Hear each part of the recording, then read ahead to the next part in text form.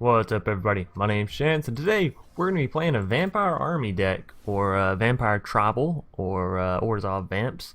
You know, many names for this deck. But it's looking like this game one is going to be ours. We've gained up to 36 health. We have a big Sorin. We have 2 Legion Lieutenants, and there's the scoop. Hell yes. I think this works. I could be terribly wrong here, but I think this works. Either way, we're going out with a bang. Okay, it works. Now, it's been quite a while since I've explored a vampire deck. I actually don't know if I played one at all in the Ravnica Allegiance set. They didn't really get too much in the Ravnica Allegiance set either, though. So, however, come around for War of the Spark, and we've got things like Sorin, we've got Cruel Celebrant, which are the 2 biggest pieces from War of the Spark for sure. So I figured let's take all the vampire cards that I've gained over time, like Mavren, like Elenda, and let's throw together some aggro vamps. Let's just have some fun today. So kicking us off, we're gonna have 3 copies of Legion's Landing. Whenever it enters the battlefield, we're gonna create a 1/1 vampire token with lifelink. Furthermore, whenever we attack with 3 creatures, it's gonna transform into Adanto, the first fort. Which can either add 1 white mana, or we can pay 3 mana plus tap it and create another vampire token pretty much for the rest of the game.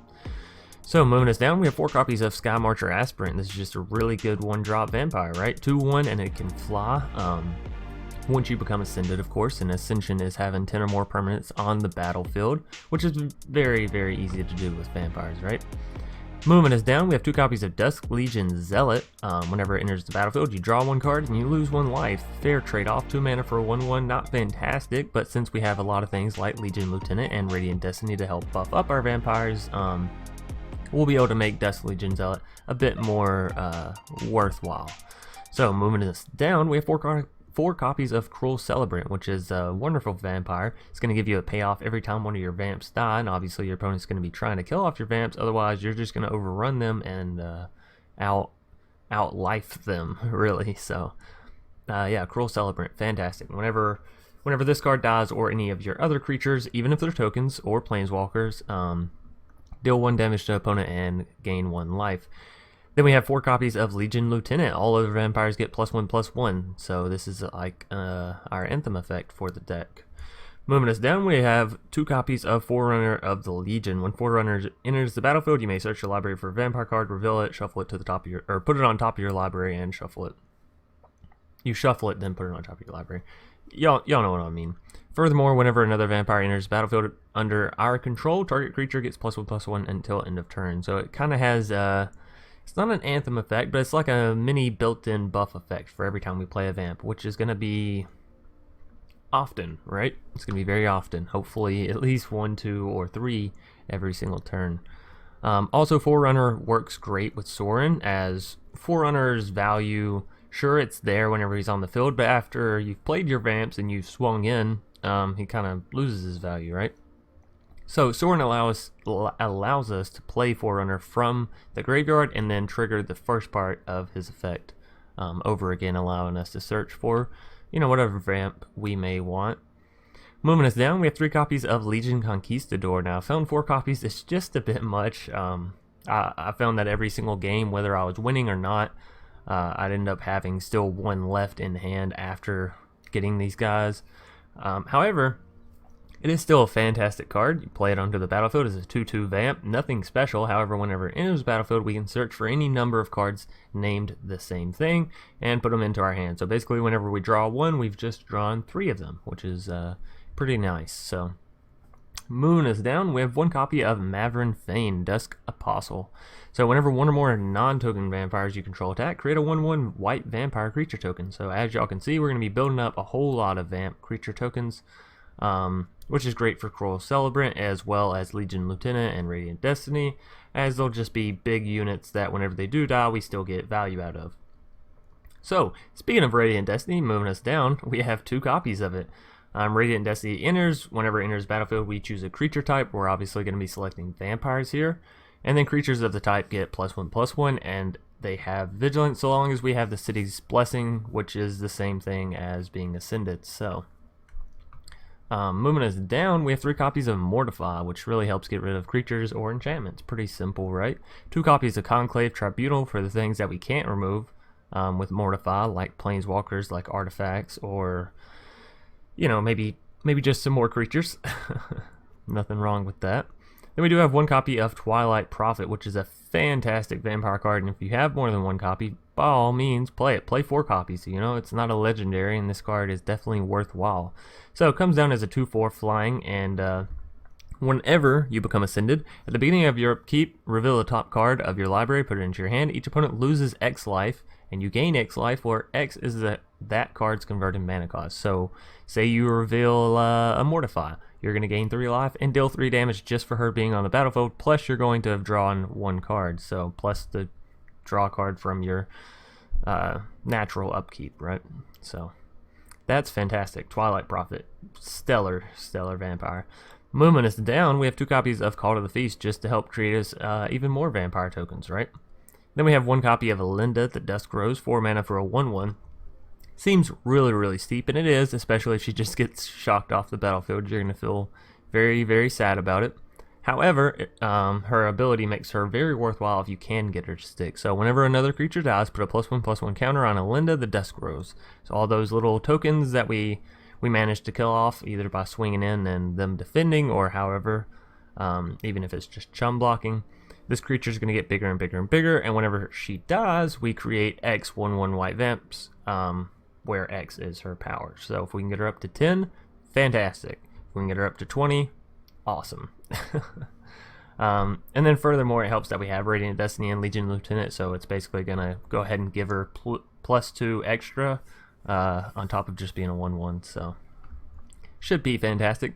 And last but not least, we have Sorin, Vengeful Bloodlord, which is a planeswalker. I'm going to assume he's a vampire considering the amount of blood he has on his face. Nonetheless, as long as it's your turn, creatures and planeswalkers you control have lifelink. Furthermore, you can +2 Sorin and deal 1 damage to, it says target player or planeswalker, but since MTG Arena is only a, you know, one-on-one style matches right now, then we'll obviously just be selecting our 1 target opponent, dealing 1 damage, I'm sorry, and then also gaining that 1 damage back because Sorin gives all of our planeswalkers lifelink as well, which I mean, it works with like Gideon and things like that, so I guess it's a nice inclusion. Nonetheless, we can -X on Sorin and return target creature with converted mana cost X from the graveyard to the battlefield, and it's a vampire in addition to its other types. So we're only playing vampires, but if you wanted to squeeze in some non-vampire, I'm not sure what it would be, but because there's plenty of ammunition in the vampire slots. But if you wanted to, Sorin can, you know, turn them into a vampire and giving them all of the buffs. So yeah, that's going to do it for the deck tech or the deck breakdown, and now we're going to hop right into some games. Party Gnome, going to be our first opponent. Hopefully this goes well. Also, I should probably silence my phone. That seems like a common theme, right, for my videos. Somewhere in the first 10 to 15 minutes, my phone will go off. Alright, so, not Mortify. Starting out with the Skymarcher, this hand is, it's okay. Well, we did draw into some black land, so that's makes me a little bit happier. It means we have enough to get up to the Mortify now. I like it. We're both playing the same card sleeves. Dreadhorde Invasion, okay. Sounds good. We drew out another land. I'm actually perfectly happy with that, as it does give us our Call to the Feast as well as our Sorin, so good things coming. I think we just want to destroy Dreadhorde Invasion, right? Ah, should have done this on my turn. Oh well. All's well that ends well.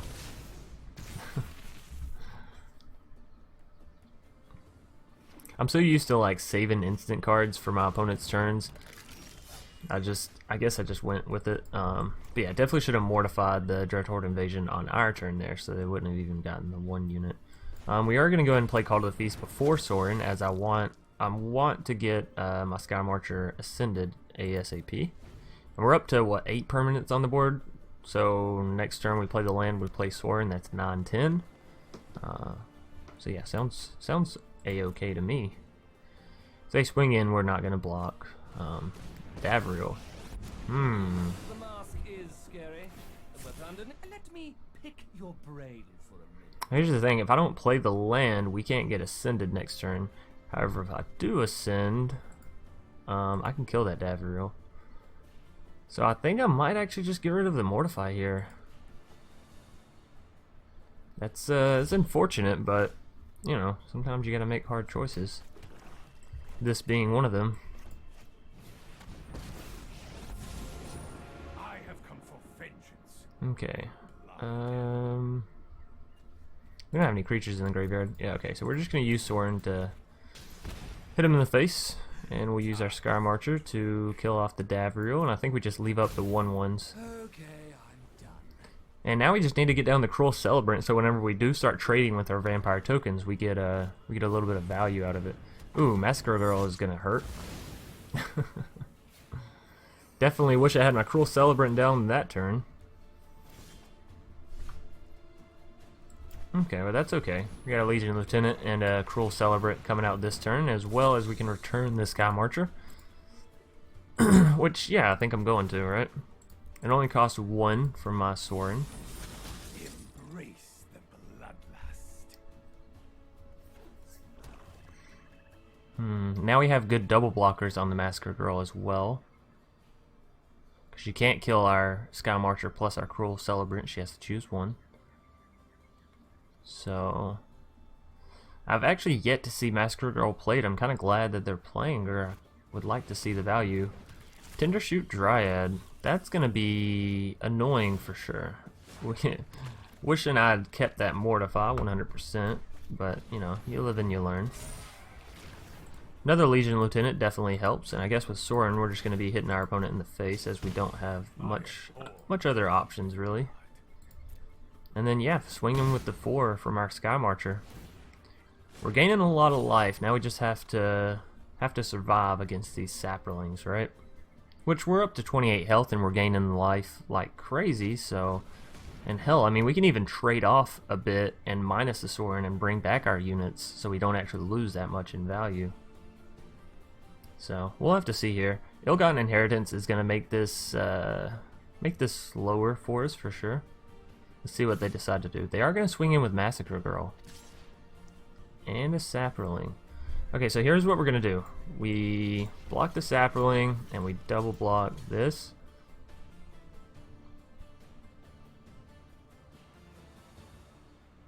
I think.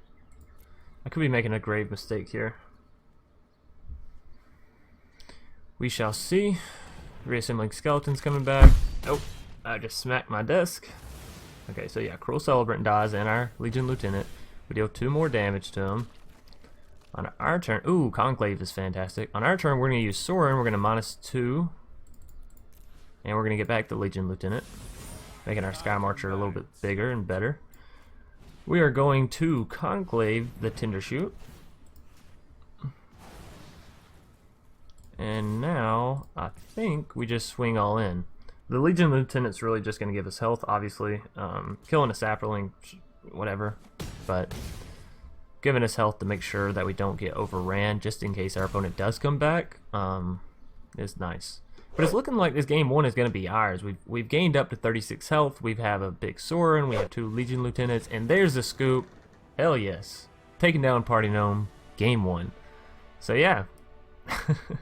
Vampire Army. Marching across our enemies' faces. Feels fun. It feels good. And Rouse Outburst. Well, can't say I'm super ecstatic about that, but it is still a new card, so. Nonetheless, we'll go and hop into a game 2 here. Dream of Me is going to be our next opponent. I like that name. Dream of Me. Huh. Well, yeah, I think I'm going to keep it. I like Elenda, especially whenever I can get her to go off. She's a very fun card to play. We have enough mana to get there. We have a creature early. So, yeah. Yeah, I kind of like this hand. Now, granted, this hand could go awful. Say we play against mono red, then not the greatest. But it could be very fun. I'm also super happy that we got on the new map, so I can break the God Pharaoh statue. I can have some fun with it. Hey, there's Parhelion. You know, if you click on Parhelion, it actually starts shooting a big laser out of its face. Or front. I don't know if it's its face necessarily. Forerunner of the Legion is excellent. It means we can dive and maybe get a Legion Lieutenant, something along those lines. Now we're just waiting on our Opponenate. I guess I'll play in the background here with flashy stuff and breaking statues and whatnot. Can we just tip it completely over? If we just click it in. Oh. Well, there goes the God Pharaoh statue. I guess that's the inner planar beacon, right? Right here. It's just sort of sending out the waves. Where's the Parhelion? I'm trying to have fun. Our opponent's taking so long. Here's the thing that I don't understand. Sure, take a while once the game is in, you know, once you're in the mid to late game. Sure, take your time. Think about your play. But here, in the beginning, you don't have that many plays. You play your land, you play something for 2 or 1 mana. Come on, dream of me.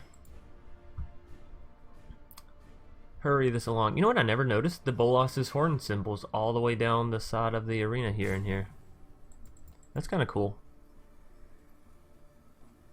Really get to appreciate this landscape. Hey, seems like they're back. Fantastic. Dream of me, please don't be watching a stream or something while you play. Oh no, I was gonna say, now we have to wait for them to confirm it once more. Alright, so it looks like they're back playing, so that's fantastic. Maybe they just had to go grab a bite to eat or something? Who knows? We'll get into some magic. So we did go ahead and throw down the Godless Shrine tapped. And next will come Forerunner of the Legion. Ooh, a Legion Lieutenant. Legion Lieutenant into Call of the Feast is just too good. Definitely don't want to attack with Skymarcher. That just gives them a Sapperling, which isn't fantastic, but the trade-off isn't worthwhile for us. Not when we can Call to the Feast next turn and have 3 2/2s, all with lifelink that can deal with the Deathbloom Thallid. So I think we will go Call to the Feast, then Elenda. So that way we have some bodies down, right? What is this thing that's just floating back here? And how long has it been floating there? Sitting here noticing the whole arena, and I didn't even notice this big monolith thing. So let's see. Probably gonna find a way to take out Legion Lieutenant. They are playing all black mana, so the removal is probably very real. Yeah, hit me in the face. Go for it. I'll take 3 damage. I have faith that we can heal that back. Also, if they're in mono black, it means they don't have access to Tindershoot, so that's kind of nice. Because Tindershoot's one of those cards that if you don't have removal for it, then it just gets crazy. It gets really crazy really fast, right? So, come on. Dream of me. Remove my Legion Lieutenant if that's what you want to do. Play a creature, but make a decision.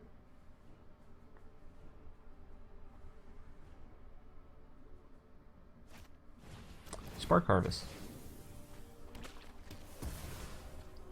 Sure.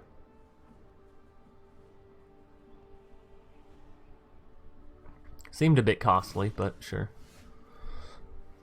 Alright. So, you know, I still think we go Call of the Feast. It'll help get us to Ascension quicker. Which, whether it's for Skymarcher or for Radiant Destiny, being Ascended is nice with this deck. We're up to, what, 8 permanents? We'll be at 9-10 come next turn, so that's fantastic. Fantastico. Next turn, we'll... Oh, there's the Tindershoot. I lied. They're playing Golgari. Just came down a little bit late. Okay, so now we want to try and make sure that they don't ascend, right?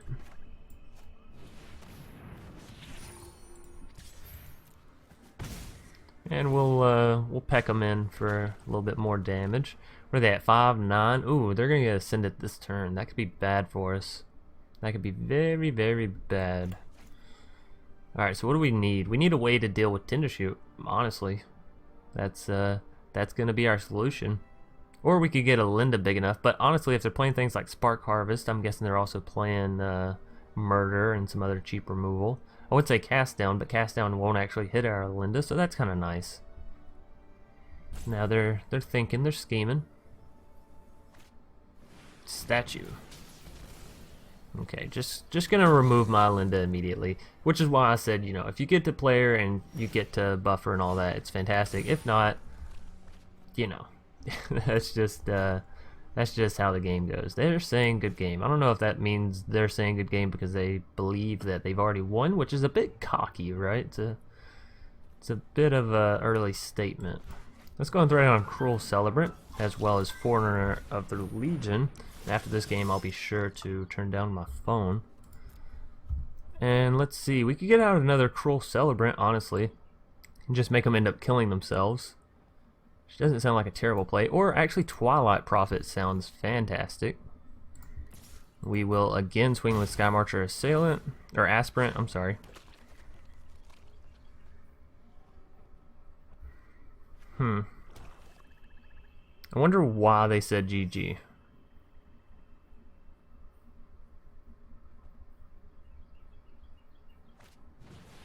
And because they drew out another Tindershoot?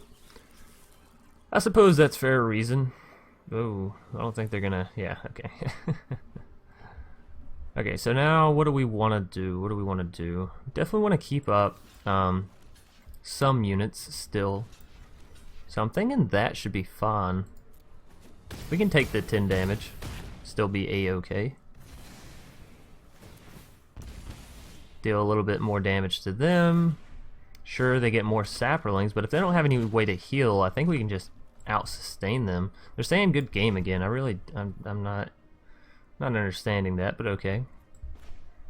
So there, and I believe there. Let's see. They have 7 5/5s. 1, 2, 3, 4, 5.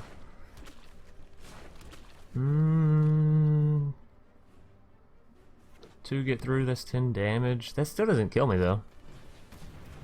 Ooh, that does. That kills me. Well, oh, lovely. Very, very lovely. Okay, so they are swinging in with the 10. Nope, not swinging in with the Tindershoots. Okay, so 7 6/6s. 1 and 1 and 1 and 1 and 1 and 1 and 1 and 1 and 1 and 1.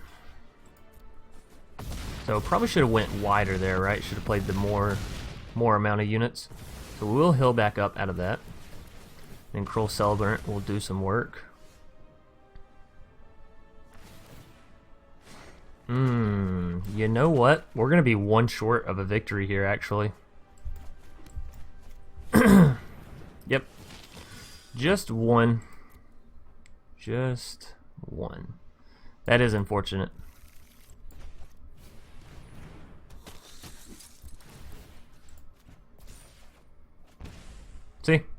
See, we're just just one. Oh, that is so unfortunate. If I'd have had one more land, just one, or one more point of damage. Huh. There's some way I could have won this match, right? There's some way. That's unfortunate. Because this Dream of Me guy's really not that good. Like, he just played 2 Tindershoots, sure, and some questionable removal. I mean, Status Statue is okay. But, yeah, just playing 2 Tindershoots, it's a bit rough. Too bad we didn't get down the Cruel Celebrant. Is there any way we could have won that? Let me see. Why do you say oops? Ooh, I'm not sure why they said oops, but we will go ahead and finish out the game here.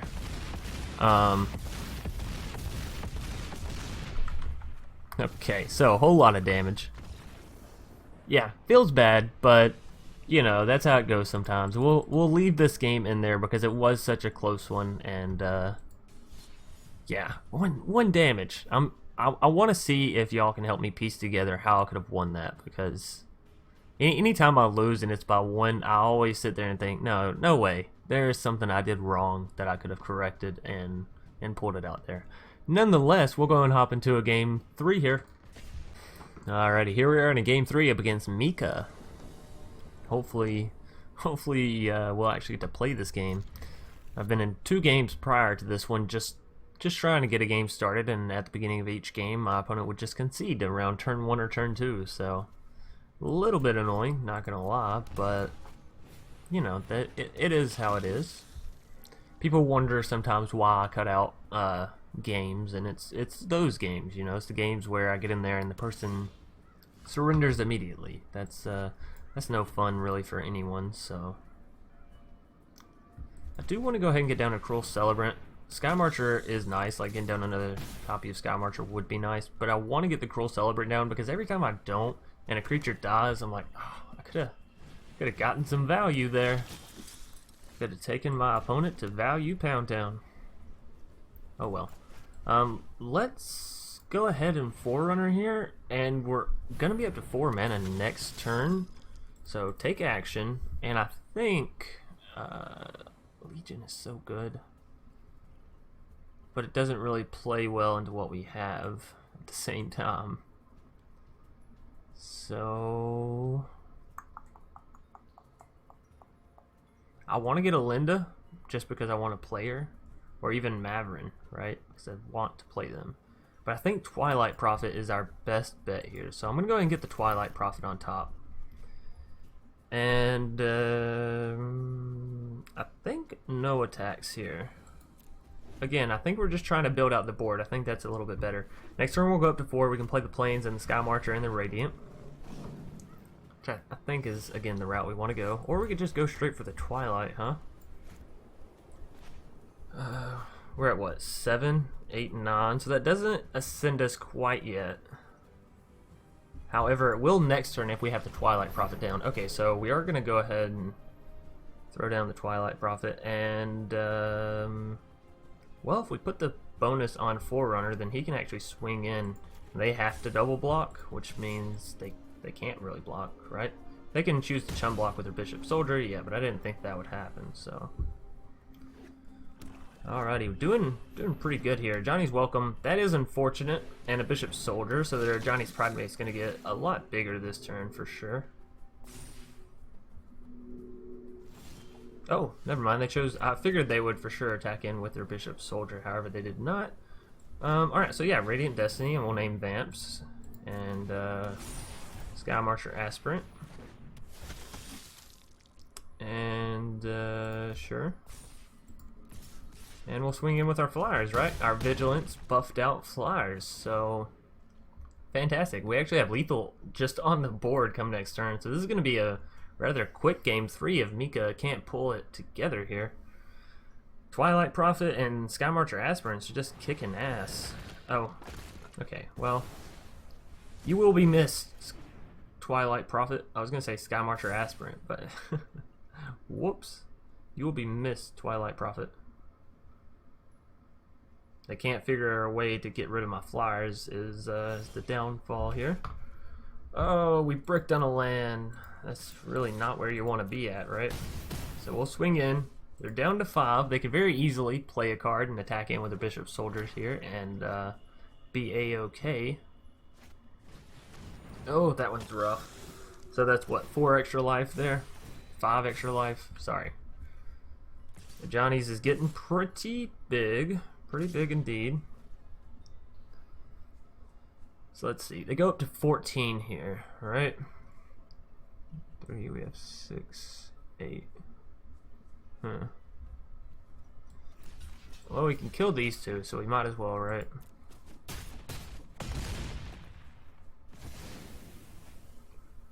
Yeah, they're up to 14 there. Johnny's pretty big. Ooh, another Cruel Celebrant. That could actually just break their backs there, so let's see. We want to make Cruel Celebrant too big to kill. Then we want to swing in with everything. They should swap the Forerunner with the Inspiring, yeah. We'll get in a whole lot of good damages if our My computer doesn't lag up.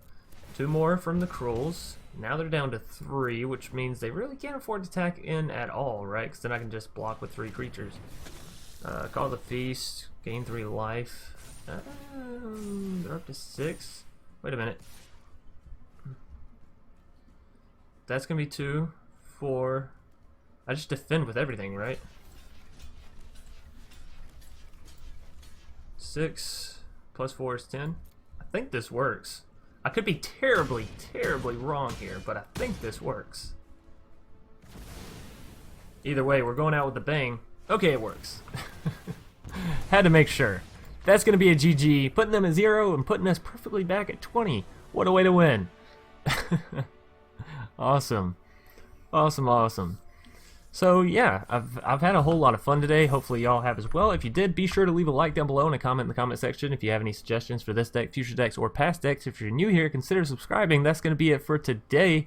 I'll see y'all either later tonight or tomorrow. Peace.